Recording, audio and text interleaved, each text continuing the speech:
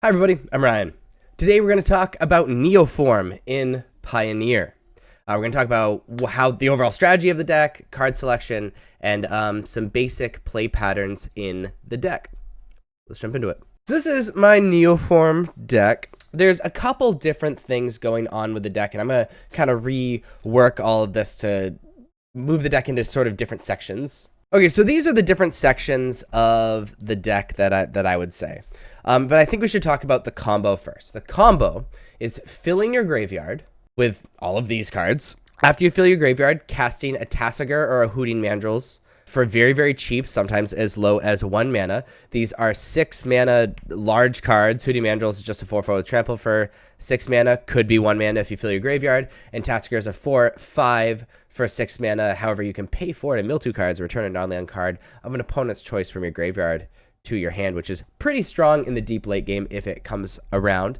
But you cast one of these cards, and then you cast Neoform. Neoform is a 2-mana sorcery that says, as an additional cost to cast a spell, sacrifice a creature. Search your library for a creature card with mana value equal to 1 plus the sacrificed creature's mana value. Put that card in the battlefield with an additional +1/+1 counter on it, then shuffle. So you cast one of these cards, you cast Neoform, sacking a Hooting Mandrills or a Atraxa, and you grab Atraxa. Atraxa being one of the best reanimation and cheat onto the battlefield targets in Pioneer. Atraxa is a 7-mana 7/7 Phyrexian Angel with Flying Vigilance, Death Touch for lifelink, and then when Atraxa enters the battlefield, reveal the top 10 cards of your library. For each card type, you may put a card of that type from among the revealed cards into your hand, put the rest of the bottom of your library in a random order. So you get hit Atraxa, you put like 3 to 5 cards in your hand, and then you keep playing the game. But really, if you do this, it likely means you won because you're so far ahead in cards. You have a giant body on the battlefield, and that's the goal of the deck, right? Cast one of these for small, cast Neoform, cheat Atraxa onto the battlefield as early as turn 3, and then you just kill your opponent, or you just totally outvalue them because of the cards that you draw with Atraxa, and then the fact that they have to answer Atraxa now. So there's a couple supporting roles that cards take in this deck. These supporting roles obviously have to do with dealing with putting cards into the graveyard. Putting cards in the graveyard, these roles are taken mostly by strategic planning and otherworldly gaze, but we can talk about these other cards too. So strategic planning is a 2-mana sorcery. Look at the top 3 cards of your library, put 1 into your hand, the rest into your graveyard. So you're able to grab combo pieces, put more cards into your graveyard. That is awesome. Strategic planning is amazing. You're also playing Otherworldly Gaze. Otherworldly Gaze puts more cards in the graveyard, but isn't necessarily card advantage. It is a 1-mana instant that just says Surveil 3, where you look at the top 3 cards of your library, put any number into your graveyard, and the rest on top of your library in a random order. So sort of like strategic planning, and it's instant, which really matters when we have counter magic in our deck and like kill spells in our deck and stuff like that.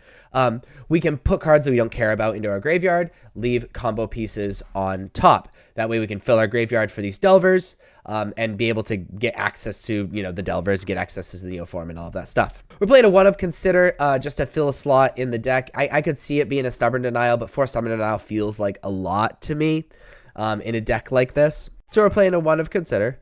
And then we're playing 4 Founding of the Third Path, which serves as well as putting cards in the graveyard. When you cast it first time, you can cast an instant or sorcery card with mana value 1 or 2 from your hand without paying its mana cost.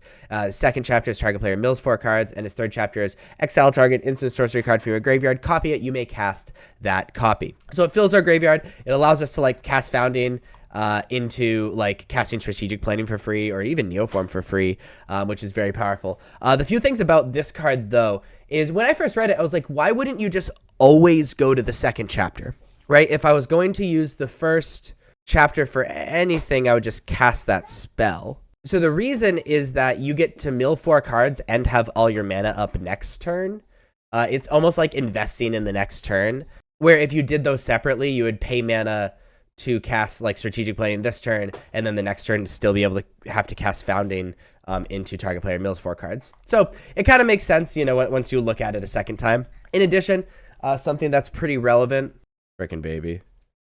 An additional thing with Founding of the Third Path, or Founding the Third Path, is in its third chapter, you still have to pay its mana cost. You still have to pay its cost. You just get to cast it from the graveyard. It almost gains flashback. Almost. So that's something relevant. You know, you still have to cast the Neoform. You still have to cast the strategic planning or whatever in the 3rd chapter. As far as this last category goes, this is the strategy of the deck. These are the core of the deck. This is all cards that are going towards the combo in the deck. As far as these other cards, these are like interruption for your opponent. Stubborn Denial is a, 1 mana negate, unless control pays 1. However, we very often have a 4-power beater on the battlefield, so it ends up being a true 1 mana negate. It gets to protect our combo. We get to protect, what is going on and interrupt what our opponent is doing. We're also playing Thoughtseizes again to interrupt what our opponent is doing and to stop their interruption of us. Thoughtseizes is just an amazing magic card, just all around. It punishes mulligans and and all that stuff. And then we're playing 4 Fatal Push. Fatal Push being one of the better removal spells of the set, and really we just have to stop their aggro so that we can do our thing. We don't need like any less conditional removal.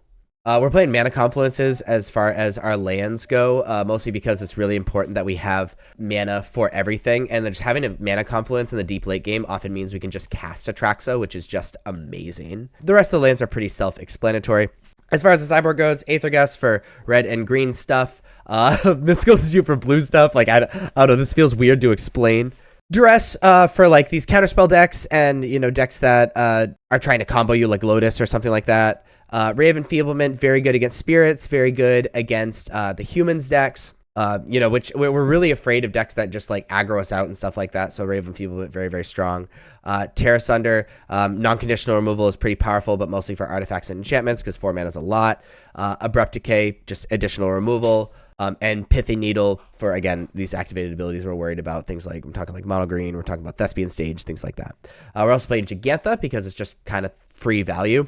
Unfortunately, we can't really Neoform Gigantha into Atraxa, but we can Neoform Gigantha into a 4/4. Actually, I can see wanting to do it into Tassiger, but that seems really rare and few and far between. But that is Neoform. If you like this video, please be sure to like and subscribe. Check me out on social media. Links are above me and in the description. Thank you so much for watching. I'll see you next time. Bye-bye.